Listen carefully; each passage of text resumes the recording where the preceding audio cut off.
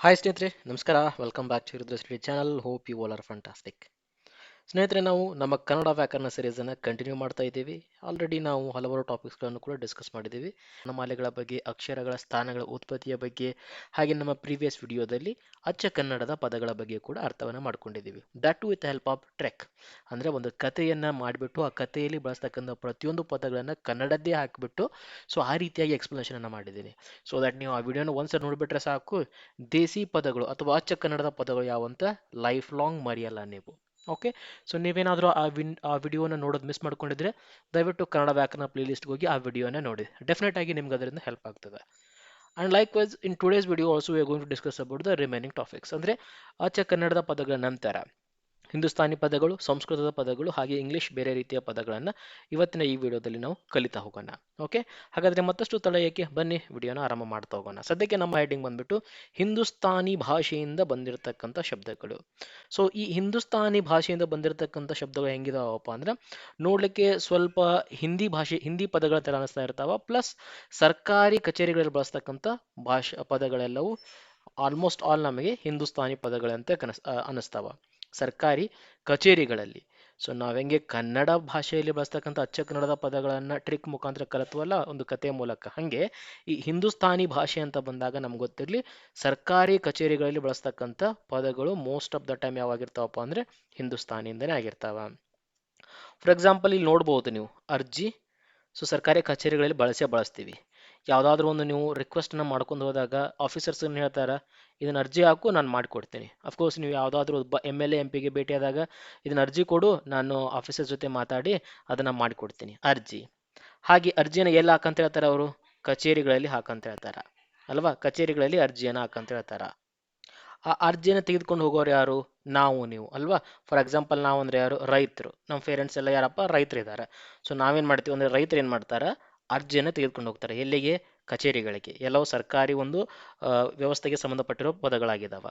Okay, so ಇವನ್ ಸರ್ಕಾರ ಕೂಡ ಏನಾಗ್ತದೆ, ಹಿಂದೂಸ್ತಾನಿ ಪದನ ಆಗಿರ್ತದ ಅಲ್ವಾ? ಸೊ ಹಿಂದೂಸ್ತಾನಿ ಪದನ ಆಗಿರ್ತದ. ಸರ್ಕಾರ ಅಂತ ಬಂದಾಗ ಏನು ಇಂಪಾರ್ಟೆಂಟ್ ಆಗ್ತದ? ಸರ್ಕಾರ ಹೆಂಗೆ ವರ್ಕ್ ಆಗ್ತದ? ಚುನಾವಣೆಯ ಮೂಲಕ ಅಲ್ವಾ? ಚುನಾವಣೆ ಇದ್ದಾಗ ನಮ್ಮ ಮನೆಗೆ ಬರ್ತಾರ, ನಮ್ಗೆ ಓಟ್ ಹಾಕಿ ನಮಗೆ ಫ್ರೀ ವೀಸ್ ಎಲ್ಲ ಕೊಟ್ಬಿಟ್ಟು ಓಟ್ ಹಾಕಿಸ್ಕೊಂಡ್ಬಿಟ್ಟು ಆಮೇಲೆ ನಮ್ಮ ಕಡೆಯವ್ರು ಹಿಂತಿರುಗಿ ನೋಡೋದಿಲ್ಲ. That is how the current government is running not only in Karnataka through out the India. So again, so ಚುನಾವಣೆ ಅನ್ನೋದು ಕೂಡ ನಮ್ಮ ಸರ್ಕಾರ ಒಂದು ವ್ಯವಸ್ಥೆಗೆ ಸಂಬಂಧಪಟ್ಟಿರ್ತಕ್ಕಂಥದ್ದಾಗಿರ್ತದೆ. ಅದಾದ ನಂತರ ಯಾರಾದರೂ ತಪ್ಪು ಮಾಡಿದಾಗ ಸರ್ಕಾರದವ್ರು ಏನು ಮಾಡ್ತಾರ, ಅವ್ರ ಮೇಲೆ ಒಂದು ಕಾನೂನನ್ನು ತೆಗೆದುಕೊಳ್ತಾರ. ಓಕೆ, ಸೊ ಇವಾಗ ಬಿಡದಿಯಲ್ಲಿ ನೋಡ್ಬೋದು ನೀವು, ಏನಾಗ್ತಾ ಇದೆ ಬಿಡದಿಯಲ್ಲಿ ರೈತರ ವಿರುದ್ಧ ಹೋರಾಟಗಳಾಗ್ತಾ ಇದಾವ ಅಲ್ವಾ? ರೈತರ ವಿರುದ್ಧ ಅಂದರೆ ರೈತರು ಏನು ಹೇಳ್ತಾ ಇದ್ದಾರೆ, ನಮ್ಮ ಭೂಮಿಯನ್ನು ನಾವು ಬಿಟ್ಕೊಡಲ್ಲಪ್ಪ, ಅದು ನಮಗೆ ಅನ್ನವನ್ನು ನೀಡ್ತಕ್ಕಂಥ ಜಾಗ, ನೀವೇನೋ ದುಡ್ಡು ಕೊಡ್ತೀರಾ, ಆಯಿತು, ಒಂದು 3-4 ವರ್ಷದಲ್ಲಿ ಆ ದುಡ್ಡು ಖಾಲಿ ಆಗೋಗ್ತದೆ. ದುಡ್ಡು ಬಂದ ನಂತರ ನನ್ನ ಮಗ ಬರ್ತಾನ, ಬೈಕ್ ಕೊಡಿಸು, ಕಾರ್ ಕೊಡಿಸು, ಮನೆ ಕೊಡಿಸು, ಮದುವೆ ಮಾಡಂತಾನ, ದುಡ್ಡೆಲ್ಲ ಖಾಲಿ ಆಯಿತು, ವಾಟ್ ನೆಕ್ಸ್ಟ್? ಆಮೇಲೆ ನಮ್ಮ ಜೀವನ ಹೆಂಗೆ ಮಾಡಬೇಕು? ಸೊ ಈ ರೀತಿಯಾಗಿರ್ತಕ್ಕಂಥ ಪ್ರಶ್ನೆಗಳನ್ನ ಬಿಡದಿಯ ರೈತರು ಎತ್ತಾ ಇದ್ದಾರೆ. ಅಫ್ಕೋರ್ಸ್ ಅದು ನಿಜ ಕೂಡ ಹೌದು. ಯಾಕಂದರೆ recently had a connect with one of my friend who is in the Devanahalli, right? So ದೇವನಹಳ್ಳಿಯಲ್ಲಿ ಇರ್ತಕ್ಕಂಥ ಒಬ್ಬ ಸ್ನೇಹಿತನ ಜೊತೆ ಮಾತಾಡ್ತಾ ಇದ್ದೆ ನಾನು. He was telling the same fact. So ಅವಾಗೆಲ್ಲ ನಮಗೆ ಕೇಳಿದಷ್ಟೆಲ್ಲ ದುಡ್ಡು ಕೊಟ್ಟರು, ನಾವು ಎಲ್ಲ ಖುಷಿಯಿಂದ ಜಾಗವನ್ನು ಬಿಟ್ಕೊಟ್ವಿ.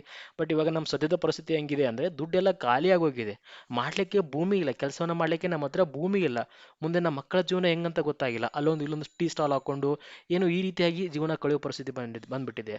ಸೊ ಅವಾಗ ದುಡ್ಡಿನ ಮುಖ ನೋಡಿ ನಮ್ಮ ಭೂಮಿಯೆಲ್ಲ ಕಳ್ಕೊಂಡ್ಬಿಟ್ವಿ. ಅದನ್ನ ಅರ್ತಿರ್ತಕ್ಕಂಥ ಇವಾಗ ಬಿಡದಿ ರೈತರು ಅದನ್ನೇ ಹೇಳ್ತಾ ಇದ್ದಾರೆ, ನಮಗೆ ಬೇಡ, ನೀವು 1 ಕೋಟಿ ಕೊಡಿ, 2 ಕೋಟಿ ಕೊಡಿ, we are not ready to take that. ನಮಗೆ ನಮ್ಮ ಭೂಮಿ ಬೇಕು. ಒಂದು ರೀತಿ ನೋಡ್ತಾ ಹೋದರೆ ಅದು ಕೂಡ ನಿಜಾನೇ.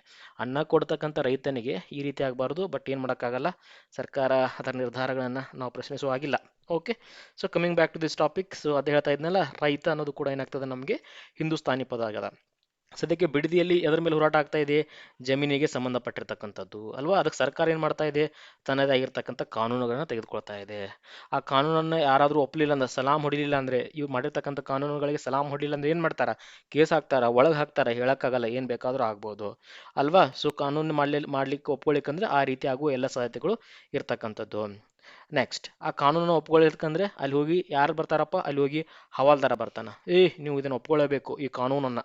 ಓಕೆ, ಈ ಕಾನೂನನ್ನು ಒಪ್ಕೊಳ್ಬೇಕು. ಸಪೋಸ್ ಹವಾಲ್ದಾರ್ಗೆ ಒಪ್ಕೊಳ್ಳಿಕ್ಕಂದ್ರೆ ಆಮೇಲೆ ಅಮಲ್ದಾರ್ ಬರ್ತಾನಂತ ಅನ್ಕೊಳ್ಳಿ, ಅಥವಾ ದಪೇದಾರ್ ಬರ್ತಾನಂತ ಅನ್ಕೊಳ್ಳಿ, ಅಥವಾ ಸುಬೇದಾರ್ ಬರ್ತಾನ. ಸುಬೇದಾರು ಬರಲಿಲ್ಲ ಅಂದಮೇಲೆ ಖಾಜಿ ಬರ್ತಾನ. ಓಕೆ, ಅವರೆಲ್ಲರೂ ಬಂದು ಹೇಳ್ತಾರೆ ಜಮೀನ್ದಾರ್ಗಳಿಗೆ, ಇಲ್ಲ ಎಲ್ಲ ರೈತರು ಸರ್ಕಾರ ನಿಯಮ ಮಾಡಿದೆ, ಸೊ ತಮ್ಮ ಜಮೀನನ್ನು ಅಥವಾ ತಮ್ಮ ಜಮೀನನ್ನು ಕಂಪ್ಲೀಟಾಗಿ ಕೊಡಬೇಕು. ಓಕೆ, ತಮ್ಮ ಜಮೀನನ್ನು ಕಂಪ್ಲೀಟಾಗಿ ಕೊಡಬೇಕು. ಸೊ ಕಾಗದದ ಮೇಲೆ ನಿಮ್ಮ ಸಹಿಯನ್ನು ಹಾಕಬೇಕು. ಓಕೆ, ಕಾಗದದ ಮೇಲೆ ನಿಮ್ಮ ಸಹಿಯನ್ನು ಹಾಕಬೇಕು. ಯಾರ್ಯಾರು ಬಂದಿರ್ತಾರಪ್ಪ ಈ ಮಾತ? ಖಾಜಿ ಹೇಳ್ತಾನ, ಸುಬೇದಾರ್ ಹೇಳ್ತಾನ, ದಫೇದಾರ್ ಹೇಳ್ತಾನ, ಹವಾಲ್ದಾರ್ ಹೇಳ್ತಾನ. ಯಾರಿಗೆ ಹೇಳ್ತಾರ? ರೈತರಿಗೆ ಹೇಳ್ತಾರ. ರೈತ ಏನಂತ ನವಾಗ, ಇಲ್ಲ ನಾವು ಕಾಗದ ಮೇಲೆ ಸಹಿ ಮಾಡಿದ್ದು ಅನ್ಕೊಳ್ಳಿ ನಮ್ಮನ್ನವರು ಗುಲಾಮರನ್ನಾಗಿ ಮಾಡ್ಕೊಂಡ್ಬಿಡ್ತಾರ, ನಮ್ಮ ಅಸ್ತಿತ್ವನೂ ಹೋಗಿಬಿಡ್ತದೆ ಅಲ್ಲಿ. ಸೊ ಇವರಿಗೆಲ್ಲ ನಾವು ಚುನಾವಣೆ ಅಂತಕ್ಕಂಥ ಸಂದರ್ಭದಲ್ಲಿ ಪಾಠವನ್ನು ಕಲಿಸ್ಬೇಕು. ಅದರ್ವೈಸ್ ಇವರು ಉದ್ಧಾರ ನಮ್ಮನ್ನ ಬಿಡೋದಿಲ್ಲ. ಏನೋ ಒಂದು ಕಾರ್ಖಾನೆ ಕಟ್ತೀವಿ ಅದನ್ನ ಕಟ್ತೀವಿ ಅಂತ ಹೇಳಿ ಇಲ್ಲಿರ್ತಕ್ಕಂಥ ಎಲ್ಲ ಸ್ಥಾನವನ್ನು ಬದಲು ಮಾಡ್ತಾ ಇದ್ದಾರೆ. ತಮಗೆ ಹೆಂಗ್ ಬೇಕು ಆ ರೀತಿಯಾಗಿ ಅದನ್ನ ತಯಾರು ಮಾಡ್ಕೋತಾ ಇದ್ದಾರೆ. ಇದು ತಪ್ಪು. ನಾವು ಇವರಿಗೆ ಚುನಾವಣೆಯಲ್ಲಿ ಪಾಠವನ್ನು ಕಲಿಸ್ಬೇಕು ಅಂತ ಯಾರು ಹೇಳ್ತಾರ? ರೈತರು ಹೇಳ್ತಾರ. ಸೊ ನೀವು ಮಾಡ್ತಕ್ಕಂಥ ದರಬಾರು ನಮ್ಮ ಮುಂದೆ ನಡೆಯಲ್ಲ, ನಮ್ಮ ಭೂಮಿಗೆ ಸಹಿ ಹಾಕಿ ನಾವು ಮಂಜೂರು ಮಾಡಲ್ಲ. ಸರ್ಕಾರದವ್ರು ಹೇಳ್ತಾರೆ ನಾವು ನಿಮಗೆ 3 ಕೋಟಿ ಕೊಡ್ತೀವಿ ಎಕರೆಗೆ, ನೀವು ಸಹಿ ಹಾಕಿ ಕೊಡಬೇಕು, ಓಕೆ ಮಂಜೂರು ಮಾಡಿ ಕೊಡ್ತೀವಿ ನಾವು ಅಂತ ಹೇಳ್ತಾರೆ. ನಮಗೆ ಅದಕ್ಕೆ ಯಾವುದೇ ರೀತಿಯಾಗಿರ್ತಕ್ಕಂಥ ಒಪ್ಪಿಗೆ ಇಲ್ಲ. ಸೊ ನಿಮಗೆಲ್ಲ ಆಸ್ತಿಯನ್ನು ಬರೆದು ಕೊಟ್ಟರು, ರೈಟ್, ನಮ್ಮ ಎಲ್ಲ ಜಮೀನನ್ನು ಬರೆದು ಕೊಟ್ಬಿಟ್ಟು ನಾವೇನು ಯಾವುದಾದ್ರೂ ಸಣ್ಣ ದುಕಾನ್ ಹಾಕೊಂಡು ಕೊಡ್ಬೇಕಾ, ಯಾವುದೋ ಒಂದು ಸಣ್ಣ ಅಂಗಡಿ ಹಾಕೊಂಡು ಕೊಡ್ಬೇಕಾ? ಸೊ ಅದು ನಮ್ಮ ಕಡೆಯಿಂದ ಆಗಲ್ಲ. ಅರ್ಥ ಆಗ್ತಿದೆಯಲ್ಲ? ಸೊ ಈ ರೀತಿ ನಮ್ಮ ಮೇಲೆ ನೀವು ಸವಾರಿಯನ್ನು ಮಾಡಬೇಡಿ. ಓಕೆ, ಸೊ ನೀವು ಬಂದೂಕನ್ನು ಹಿಡ್ಕೊಂಡ್ಬಿಟ್ಟು ತೋರಿಸಿದ್ರೆ ನಾವು ಹೆದರೋದಿಲ್ಲ. ಸೊ ನಮಗೇನಾದ್ರು ಹೆಚ್ಚು ಕಮ್ಮಿ ಆದರೆ ನಮ್ಮ ದವಾಖಾನೆ ದುಡ್ಡನ್ನು ಕೂಡ ನೀವೇ ಕೊಡಬೇಕು. ಅರ್ಥ ಆಗ್ತಿದೆಯಲ್ಲ? ರೈಟ್. ಸೊ ಇಲ್ಲಿ ನೀವು ಬಂದ್ಬಿಟ್ಟು ಮಹಾಲ್ ಕಟ್ತೀನಿ, ಕಿಲ್ಲಾ ಕಟ್ತೀನಿ, ಸೊ ಈ ಥರ ಎಲ್ಲ ಹೇಳ್ತಾ ಇದ್ದೀರಾ. ಬಟ್ ನಮ್ಗೆ ಅದೇನೋ ಬೇಡ. ಇಲ್ಲಿರ್ತಕ್ಕಂಥ ಜಾಗವನ್ನೇ ಕರೆಕ್ಟಾಗಿ ಮಾಡಿ, ಇಲ್ಲಿರ್ತಕ್ಕಂಥ ಜಾಗದಲ್ಲಿ ಪ್ರಾಪರ್ ಆಗಿರ್ತಕ್ಕಂಥ ರಸ್ತೆಯನ್ನು ಮಾಡಿಕೊಡಿ. ನಮ್ಮ ಜಾಗವನ್ನು ನಾವು ನಿಮ್ಗೆ ಕೊಡಲ್ಲ. ನಿಮ್ಮ ಕುರ್ಚಿ ಏನಾದರೂ ಭದ್ರ ಆಗಬೇಕಾಗಿತ್ತು ಅಂದರೆ ಮುಂದಿನ ಚುನಾವಣೆಯಲ್ಲಿ ನಾವು ಹೇಳ್ತಕ್ಕಂಥದ್ದನ್ನು ಮಾಡಬೇಕು. ನಿಮ್ಮ ಅಸಲಿ ಮುಖವನ್ನು ನೀವು ಇವಾಗ ತೋರಿಸ್ತಾ ಇದ್ದೀರಾ. ಇಷ್ಟೊತ್ತು ನಾವು ಆ ಥರ ಬೇಡಿಕೆಗಳನ್ನು ಕೊಟ್ಟಿದ್ದೀವಿ, ಪೂರೈಸಿದ್ದೀವಿ, ಫ್ರೀ ಬಸ್ ಕೊಟ್ಟಿದ್ದೀವಿ, ಹಂಗೆ ಹಿಂಗೆ ಏನೋ ಹೇಳ್ತಾ ಇದ್ರಿ. ಬಟ್ ಇವಾಗ ನಿಮ್ಮ ಅಸಲಿ ಮುಖ ಹೊರಗೆ ಬೀಳ್ತಾ ಇದೆ. ಇಷ್ಟೊತ್ತು ನಿಮ್ಮ ನಕಲಿ ಮುಖ ಇತ್ತು. ಅರ್ಥ ಆಗ್ತಿದೆಯಲ್ಲ? ಈ ಬದಲಾವಣೆಯನ್ನು ನಾವು ನಿಮ್ಮಿಂದ ಎಕ್ಸ್ಪೆಕ್ಟ್ ಮಾಡಿರಲಿಲ್ಲ. ಓಕೆ, ಸೊ ಈ ರೀತಿಯಾಗಿ ಸರ್ಕಾರಕ್ಕೆ ಸಂಬಂಧಪಟ್ಟಿರ್ತಕ್ಕಂಥ ಎಲ್ಲ ಪದಗಳನ್ನು ಅಂದರೆ ಹಿಂದೂಸ್ತಾನಿ ಪದಗಳನ್ನು ನಾವು ಈಸಿಲಿಯಾಗಿ ನೆನಪಿಟ್ಕೋಬಹುದು. ಒಂದ್ಸಲ ಓದ್ತಾ ಹೋಗ್ತೀನಿ, ಕ್ಲಿಯರ್ ಆಗ್ತದೆ. ಅರ್ಜಿ, ಕಚೇರಿ, ತಯಾರ್, ಬದಲ್, ಕಾರ್ಖಾನೆ, ಖಾನೆ ಶುಮಾರ, ಸರ್ಕಾರ, ರೈತ, ಸಲಾಮು, ಕಾನೂನು, ಜಮೀನು, ಬದಲಾವಣೆ, ಚುನಾವಣೆ, ಮಂಜೂರು, ಹುಕುಂ, ದರ್ಬಾರು, ಅಸಲಿ, ನಕಲಿ, ರಸ್ತೆ, ಕುರ್ಚಿ, ಜಮೀನ್ದಾರ, ಗುಲಾಮ, ಖಾಜಿ, ಸುಬೇದಾರ್, ದಪೇದಾರ್, ಹವಲ್ದಾರ್, ದಾಖಲ್, ದುಕಾನ್, ಅಮಲ್ದಾರ್, ಸವಾರ, ದವಾಖಾನೆ, ಕಾಗದ, ಬಂದೂಕ, ಹುಜೂರು, ಖಾವಂದ, ಜನಾಬ್, ಮಹಲ್, ಕಿಲ್ಲ. ಸೊ ಈ ಎಲ್ಲವೂ ಕೂಡ ಹಿಂದೂಸ್ತಾನಿ ಪದಗಳು. ಹೆಂಗೆ ನೆನಪಿಟ್ಟು ಹೋಗ್ಬೇಕಪ್ಪ? ಸೊ ಸರ್ಕಾರಕ್ಕೆ ಸಂಬಂಧಪಟ್ಟಿರ್ತಕ್ಕಂಥ ಹೆಡ್ಡಿಂಗ್ ಹಾಕೊಂಡ್ಬಿಟ್ಟು ಸೊ ಈ ಎಲ್ಲ ಪದಗಳನ್ನ ಅದಕ್ಕೆ ಈಸಿಯಾಗಿ ರಿಲೇಟ್ ಮಾಡ್ಕೋಬಹುದು. ಸದ್ಯಕ್ಕೆ ನಮ್ಮ ಬಿಡದಿಯಲ್ಲಿ ಆಗ್ತಕ್ಕಂಥ ಒಂದು ಇಶ್ಯೂವನ್ನು ತೆಗೆದುಕೊಂಡ್ಬಿಟ್ಟು ನಾನು ಇದನ್ನು ನಿಮಗೆ ಸಿಂಪಲ್ ಆಗಿ ಹೇಳ್ಕೊಟ್ಟೆ. ಹೋಪ್ ನಿಮ್ಗೆ ಅರ್ಥ ಆಗ್ತಾ ಇದೆಯಲ್ಲ? ಅರ್ಥ ಆಗ್ತಾ ಇದ್ರೆ ನೀವೇನು ಮಾಡಬೇಕು? ನಮ್ಮ ಚಾನಲ್ನ ಸಬ್ಸ್ಕ್ರೈಬ್ ಮಾಡಬೇಕು. ಮತ್ತೇನು ಮಾಡಬೇಕು? ಬೇರೆಯವ್ರಿಗೂ ಶೇರ್ ಕೂಡ ಮಾಡಬೇಕು. ಮತ್ತೇನು ಮಾಡಬೇಕು? ನಿಮ್ಮ ಅನಿಸಿಕೆಯನ್ನು ಕಮೆಂಟ್ ರೂಪದಲ್ಲಿ ನನಗೆ ತಿಳಿಸ್ಬೇಕು. ಅವಾಗ ನಾನು ಏನು ಮಾಡ್ತೀನಿ, ಇನ್ನಷ್ಟು ಇದೇ ಥರದ ಬೇರೆ ಬೇರೆ ವಿಡಿಯೋಗಳನ್ನ ನಿಮ್ಮ ಮುಂದೆ ತಂದು ಕೊಡ್ತೀನಿ ಅಲ್ವಾ? ನೀವು ಸಬ್ಸ್ಕ್ರೈಬ್ ಮಾಡ್ಕೊಂಡ್ರೆ ಅನ್ಕೋತೀನಿ. ಬನ್ನಿ ಮುಂದಿನ ಒಂದು ಕಾನ್ಸೆಪ್ಟ್ಗೆ ಹೋಗೋಣ. ದಟ್ ಈಸ್ ಇಂಗ್ಲೀಷ್ನಿಂದ ಬಂದಿರತಕ್ಕಂಥ ಪದಗಳು, ಇಂಗ್ಲೀಷ್ನಿಂದ ಕನ್ನಡಕ್ಕೆ. ಇವು ತುಂಬಾ ಸಿಂಪಲ್ ಅಂಡರ್ಸ್ಟ್ಯಾಂಡ್ ಮಾಡ್ಕೊಳ್ಳೋಕ್ಕೆ. ಎಕ್ಸಾಮಲ್ಲಿ ಇಂಗ್ಲೀಷ್ ಪದಗಳು ಅಂತ ಬಂದಾಗ ನಾವು ಸಿಂಪಲ್ ಆಗಿ ಸಾರ್ಟ್ ಔಟ್ ಮಾಡ್ಕೊಂಡ್ಬಿಡ್ಬೋದು ಆ ಪ್ರಶ್ನೆ. ಯಾಕಂದರೆ ನೋಡಿದ ತಕ್ಷಣನೇ ಗೊತ್ತಾಗ್ತದೆ ಇಂಗ್ಲೀಷ್ ಪದ ಅಂತ. ರೋಡ್ ಇಂಗ್ಲೀಷ್ ಪದ, ರೈಟ್? ರೋಡ್ ಇಂಗ್ಲೀಷ್ ಪದ ನಮ್ಗೆ ಗೊತ್ತದ, ಬಟ್ ಕನ್ನಡದಲ್ಲಿ ಬಳಸ್ತಾ ಇದ್ದೀವಿ. ರೈಲು ಕೂಡ ಇಂಗ್ಲೀಷ್ ಪದನೇ. ಕೋರ್ಟ್ ಇಂಗ್ಲೀಷ್ ಪದ. ಬ್ಯಾಂಕ್, ಚೆಕ್, ಚಲನ್, ಲಾಯರ್, ಪಿಟಿಲ್, harmonium, bench, plague, mile, police. Very important. Police ಇದು ಕನ್ನಡ ಪದ ಅನ್ಕೊಂಡ್ಬಿಡ್ತೀವಿ. No, police is English word. Card, cover, ticket, hotel, chairman, room, school, college, university, record, oxygen. So simple, ಅವ್ನು ನೋಡಿದ ತಕ್ಷಣ ನಮಗೆ easily ಗೊತ್ತಾಗ್ಬಿಡ್ತದೆ, ಹೌದಪ್ಪ ಇದು ಇಂಗ್ಲೀಷ್ ಪದಾನೇ ಅಂತ ಹೇಳ್ಬಿಟ್ಟು, right? Likewise hydrogen, acid, please, peace, register, furniture, jail, dress, boots, footpath, bicycle, scooter, geometry, machine, degree, doctor, plan, bread, coffee, tea, board, petrol, light, electric, department, government, appointment, order, primary, middle, nursery, high school. ನೋಡಿ ಇವು ಗೊತ್ತಾಗ್ತಾ ನೋಡ್ತಾನೆ ತಿಳ್ಕೊಂಡ್ಬಿಡ್ತೀವಿ. Agriculture ಅಂದರೆ ಇಂಗ್ಲೀಷ್ನಲ್ಲಿ ಕೂಡ spelling ಸಿಕ್ಬಿಡ್ತಾವೆ ನಮಗೆ. Soap, SOAP, soap. Hand bill, HANDBILL, book, BOOK. So ಇದ್ರ spelling ಕೂಡ ಸಿಕ್ಬಿಡ್ತದ. ಸ್ಪೆಲ್ಲಿಂಗ್ ಸಿಗ್ತಾ ಇದ್ರೆ ನಾವೇನಂತ ಹೇಳ್ಬೋದು, ಅವು ಇಂಗ್ಲಿಷ್ನ ಪದ. Page, SSLC, BA, LLB, honours, masters, MASTER, masters, lecturer, professor, reader, library, press, driver, number, marks, pass, fail, science, advance, map, cinema, film, certificate, leave, education, congress, party, cricket, football, volleyball, hockey, training, craft cutting, district, circle, society, mill, pencil, pen, ink, bottle, speed, switch, lights, bulb. ಇವೆಲ್ಲವೂ ಏನಾಗ್ತಾವ, English ಆಗ್ತಾವ. So ನೋಡಿದ ತಕ್ಷಣ ಗೊತ್ತಾಗ್ತದೆ. In case ಅದು ನಿಮಗೆ English ಪದ ಅನಿಸ್ತಾ ಇತ್ತಂದ್ರೆ ಅದು ಸ್ಪೆಲ್ಲಿಂಗ್ ಸಿಗ್ತದ ನೋಡ್ತಾ ಹೋಗಿ. BULB, bulb. ಸೊ BULB ಅಂತ ಸಿಗ್ತಿದ್ಯಾ, ಹಾಗಾದ್ರೆ ಇದು ಇಂಗ್ಲೀಷ್ನ ಪದ. Science, SCIENC, science. Okay, English word spelling ಸಿಗ್ತಾ ಇದೆ. So that is also English word. Simple ಅಲ್ಲ. Dress, DRESS, dress. Furniture, FURNITUR, furniture. Piece, acid, hydrogen. Coffee, COFFEE. ಅರ್ಥ ಆಗ್ತಿದೆಯಲ್ಲ. ನಿಮಗೆ ಸ್ಪೆಲ್ಲಿಂಗ್ ಸಿಗ್ತಾ ಇತ್ತು ಅಂದರೆ ಈಸಿಯಾಗಿ ಹೇಳ್ಬೋದು. Petrol, PETROL, petrol. Light, LIGHT, light. Number, NUMBER, number. Marks, MARKS, marks. Mill, MILL, mill. Right. Board, BOARD, board. So ಎಲ್ಲದನ್ನು ಏನಂತ ಮಾಡ್ತಾ ಇದೀವಿ ನಾವು, ಸ್ಪೆಲ್ಲಿಂಗ್ ಅನ್ನ ಬರಿತಾ ಇದೀವಿ. ಸೊ ಸ್ಪೆಲ್ಲಿಂಗ್ ಅನ್ನ ಬರ್ಲಿಕ್ಕೆ ಆಗ್ತಾ ಇದ್ರೆ ಸೊ ನಾವು ಈಸಿಲಿ ಆಗಿ ಏನ್ ಹೇಳ್ಬೋದು, ಇಂಗ್ಲಿಷ್ನ ವರ್ಡ್ ಅಂತ ಹೇಳ್ಬೋದು. ಸಪೋಸ್ ನಿಮ್ಗೆ ಅನಿಸ್ಬಹುದು, ಸರ್ ಹಿಂದೂಸ್ತಾನಿ ಪದಗಳಲ್ಲಿ ಸ್ಪೆಲ್ಲಿಂಗ್ ಬರ್ತದನ ನೋಡಿ. ರೈತ, RAIT ಅಂತ ಬರಿತೀವಿ. ರೈತ ಅಂತ ಯಾವ್ದು ಇಂಗ್ಲಿಷ್ ಪದ ಇದೆಯಾ? ನೋ. ಇಂಗ್ಲಿಷ್ನಲ್ಲಿ ಓಕೆ ಫಾರ್ಮರ್ ಅಂತ ಕರಿತೀವಿ. ಅರ್ಥ ಆಗ್ತಿದೆಯಲ್ಲ. ಕಚೇರಿ ಅಂತ ಏನಾದರೂ ಇದೆಯಾ? KACHER, ಕಚೇರಿ. No, no word, nothing like that. ಅಥವಾ ಗುಲಾಮ್ ಅಂತ ಏನಾದರೂ ಇದೆಯಾ? GULAMA. ಈ ಥರ ಏನಾದರೂ ವರ್ಡ್ ಇದೆಯಾ ಇಂಗ್ಲೀಷ್ನಲ್ಲಿ? ಇಲ್ಲ. ರಸ್ತೆ ಅಂತ ಏನಾದರೂ ಇದೆಯಾ? RASTE. ಇಲ್ಲ. ರೋಡ್ ಅಂತ ಇದೆ. ರೋಡ್ ಅಂದ್ರೆ ಇಂಗ್ಲಿಷ್ ವರ್ಡ್ ಆಗ್ತದೆ. ಹಾಗಾದ್ರೆ ರಸ್ತೆ ಅಂದ್ರೆ ಹಿಂದೂಸ್ತಾನಿ ವರ್ಡ್ ಆಗ್ತದೆ. ಅರ್ಥ ಆಗ್ತಿದೆಯಲ್ಲ. ಸ್ಪೆಲ್ಲಿಂಗ್ಗಳು ಸಿಗ್ತಾ ಇದ್ರೆ ನಿಮ್ಗೆ ಅದು ಇಂಗ್ಲಿಷ್ನ ವರ್ಡ್ ಆಗಿರ್ತದ. ನೆಕ್ಸ್ಟ್, ಮುಂದುವರೆದ ಭಾಗವಾಗಿ ಪೋರ್ಚುಗೀಸ್ ಭಾಷೆಯಿಂದ ಬಂದಿರತಕ್ಕಂಥ ಪದಗಳು ತುಂಬಾ ಸರಳ. ಇಲ್ಲಿ ಕೊಟ್ಟಿರ್ತಕ್ಕಂಥವೇ ಇಂಪಾರ್ಟೆಂಟ್. ಇದನ್ನು ಬಿಟ್ಟು ಬೇರೆ ಯಾವುದೂ ಬರಲ್ಲ. ಅಲಮಾರು, ಸಾಬೂನು, ಪಾದ್ರಿ, ಮೇಜು. ಸೊ ಇದನ್ನ ಹೆಂಗ್ ನೆನಪಿಡಬೇಕು? ಪೋರ್ಚುಗೀಸ್ ಭಾಷೆಯಿಂದ ಬಂದಿರತಕ್ಕಂಥ ಪದಗಳನ್ನ ಇದನ್ನ APMC ಇಂದ ನೆನಪಿಡಬೇಕು ನೀವು. ಓಕೆ, APMC ಮಾರುಕಟ್ಟೆಗಳು ಇರ್ತಾವಲ್ಲ, APMC. A ಅಂದ್ರೆ ಅಲಮಾರು, P ಅಂದ್ರೆ ಪಾದ್ರಿ, M ಅಂದ್ರೆ ಮೇಜು, C ಅಂದ್ರೆ ಸಾಬೂನು. ಓಕೆ ಸರಿ, ಎಸ್ ಬರ್ಬೇಕಲ್ಲ. ಎಸ್ ಇಲ್ಲ ಬ್ರದರ್, ಸಿನೇ ನೀವು ಎಸ್ ಅಂತ ಅನ್ಕೋಬೇಕು. ಸಿ ಅಂದ್ರೆ ಇದು ಸಾಬೂನು ಅಂತ ಅರ್ಥ. ಅರ್ಥ ಆಗ್ತಿದಿಲ್ಲ. ಪೋರ್ಚುಗೀಸ್ ಅಂತ ಬಂದ್ರೆ APMC. ಅಥವಾ ಇದಕ್ಕಿಂತ ಬೆಟರ್ ಟ್ರಿಕ್ ಏನಾದರೂ ಇದ್ರೆ ಕಮೆಂಟ್ ಸೆಕ್ಷನ್ ತಿಳಿಸ್ತಾ ಹೋಗಿ, ಎಲ್ಲರಿಗೂ ಕೂಡ ಅದರಿಂದ ಉಪಯೋಗ ಆಗ್ತದೆ. ಸೊ ಹಾಗಾದ್ರೆ ಪೋರ್ಚುಗೀಸ್ ಭಾಷೆಯಿಂದ ಕಲಿತೀವಿ, ಇಂಗ್ಲಿಷ್ ಕಲಿತೀವಿ, ಹಿಂದೂಸ್ತಾನಿ ಕಲಿತೀವಿ. Now will move towards Sanskrit. Sanskrit ಭಾಷೆಯಿಂದ ಬಂದಿರತಕ್ಕಂಥ ಪದಗಳನ್ನ ನೋಡ್ತಾ ಹೋಗೋಣ. ಇವು ತುಂಬಾ ಇದಾವ, ತುಂಬಾ ಪದಗಳು ನಮಗೆ ಸಂಸ್ಕೃತದಿಂದ ಕನ್ನಡಕ್ಕೆ ಬಂದಿದಾವ. ಸೊ ಇದನ್ನ ನೆನಪಿಟ್ಕೊಳ್ಳೋದು ತುಂಬಾನೇ ಕಷ್ಟಕರ ಆಗಿರ್ತಕ್ಕಂಥ ವಿಚಾರ. ಬರೆದು ಪ್ರಾಕ್ಟೀಸ್ ಮಾಡಬೇಕು. There is no other way for this. ಸಾಮಾನ್ಯವಾಗಿ ಈ ಪುರಾಣ ಕಾಲದಲ್ಲಿ ಯಾವೆಲ್ಲ ಹೆಸರುಗಳು ಬಂದಿರ್ತಾವಲ್ಲ, ಅವುಗಳನ್ನ ನಾವು ಈ ಸಂಸ್ಕೃತ ಭಾಷೆಯಲ್ಲಿ ನೋಡ್ತೀವಿ. ಲೈಕ್ ರಾಮಾಯಣ ಮಹಾಭಾರತದ ಕಾಲದಲ್ಲಿ ನೋಡ್ತಾ ಹೋಗ್ಬೋದು ನೀವು. ರಾಮ, ಲಕ್ಷ್ಮಣ, ಭರತ. ಸೊ ರಾಮಾಯಣದಲ್ಲಿ ಬರ್ತಾರೆ ಇವರೆಲ್ಲ. ಶತ್ರುಘ್ನ.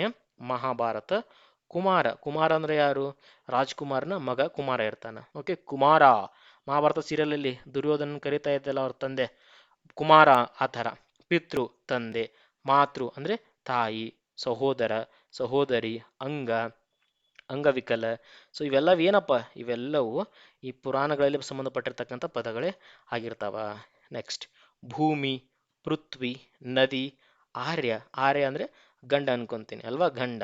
ಅನಾರ್ಯ, ರಾತ್ರಿ, ದಿವಸ, ಸಂಧ್ಯಾ, ಸಂಸ್ಥಾ ಅಥವಾ ದೇವತಾ, ಯಾತ್ರ, ದೇವಾಲಯ, ಋಷಿ, ಮುನಿ. ನೋಡಿ, ಋಷಿಗಳು ಎಲ್ಲಿ ಬರ್ತಾರ? ರಾಮಾಯಣ ಮಹಾಭಾರತದಲ್ಲಿ ಬಂದೇ ಬರ್ತಾರಲ್ಲ. ಮುನಿಗಳು ಅಲ್ಲೇ ಬಂದೇ ಬರ್ತಾರ.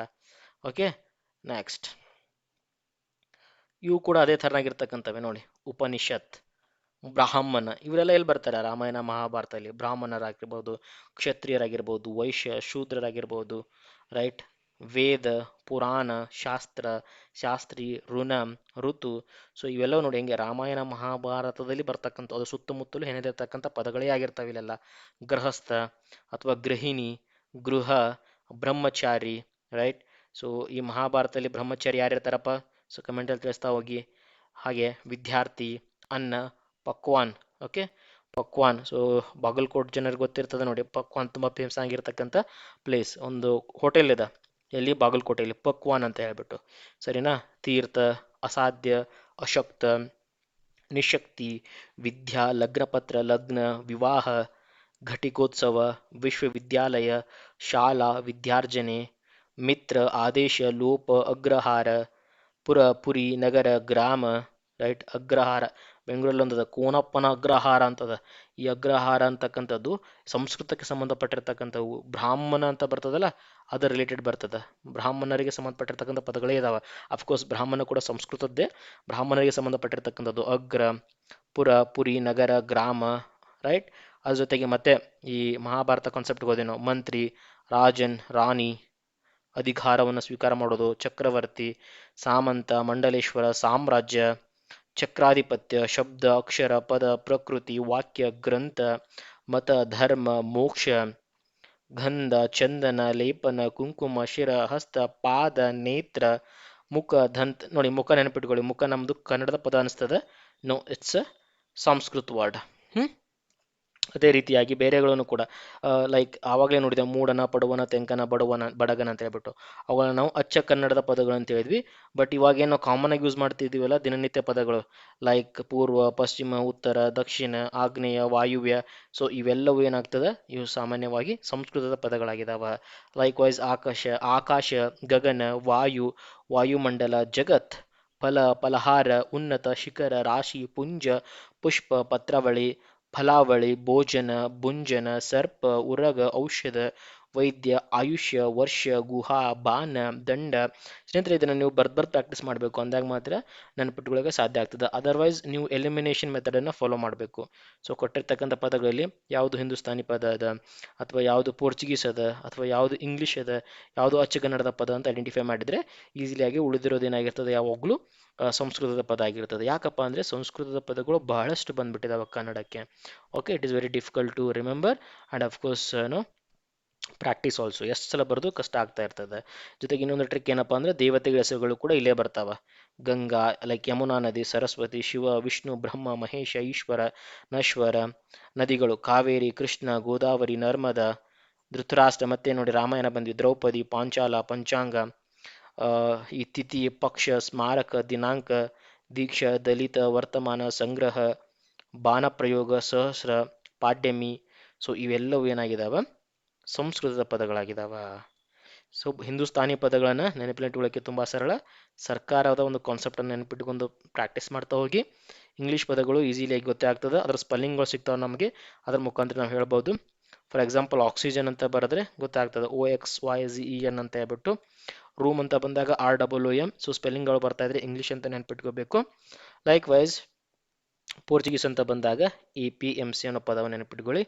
ಎ ಅಂದರೆ ಅಲಮಾರು, ಪಿ ಅಂದರೆ ಪಾದ್ರಿ, ಎಂ ಅಂದರೆ ಮೇಜು, ಸಿ ಅಂದರೆ ಸಾಬೂನು. ಇವು ಪೋರ್ಚುಗೀಸ್ ಪದಗಳು. ಇವುಗಳನ್ನ ಬಿಟ್ಟು ಸಾಮಾನ್ಯವಾಗಿ ಏನು ಕೇಳ್ತಾರಲ್ಲ ಅವೆಲ್ಲವೇನಾಗಿರ್ತಾವೆ ಅಂದರೆ ಸಂಸ್ಕೃತದ ಪದಗಳಾಗಿರ್ತಾವೆ ಸ್ನೇಹಿತರೆ. ಹೋಪ್ ನಿಮಗೆ ಈ ಕಾನ್ಸೆಪ್ಟ್ ಕಂಪ್ಲೀಟ್ ಆಗಿ ಅರ್ಥ ಆಯಿತು ಅನ್ಕೊತೀನಿ. ಪ್ರೀವಿಯಸ್ ವಿಡಿಯೋದಲ್ಲಿ ನಾವೇನು ಕಲ್ತಿದ್ವಿ, ಆ ವಿಡಿಯೋದಲ್ಲಿ ಅಚ್ಚ ಕನ್ನಡದ ಪದಗಳನ್ನು ಕಲ್ತಿದ್ವಿ. ಆದರೆ ಇವಾಗ ಇಂಗ್ಲೀಷ್ ಪದಗಳು, ಪೋರ್ಚುಗೀಸ್ ಪದಗಳು, ಹಾಗೆ ಸಂಸ್ಕೃತ ಪದಗಳು, ಹಿಂದೂಸ್ತಾನಿ ಪದಗಳು, ಇವೆಲ್ಲವನ್ನು ಕೂಡ ಕಂಪ್ಲೀಟಾಗಿ ಕಲ್ತೀವಿ. ಓಕೆ, ಸೊ ಇವುಗಳನ್ನ ನೆನಪಿಟ್ಕೋಬೇಕಂದ್ರೆ practice. Practice makes man perfect, specially in this particular case. Otherwise you will lose 1 mark in the exam. Okay, so practice ಮಾಡಿ ಅಂತ ಹೇಳ್ತಾ ಇವತ್ತಿನ ವಿಡಿಯೋನ ಮುಗಿಸೋಣ. Thank you so much for watching till the end and bye for now.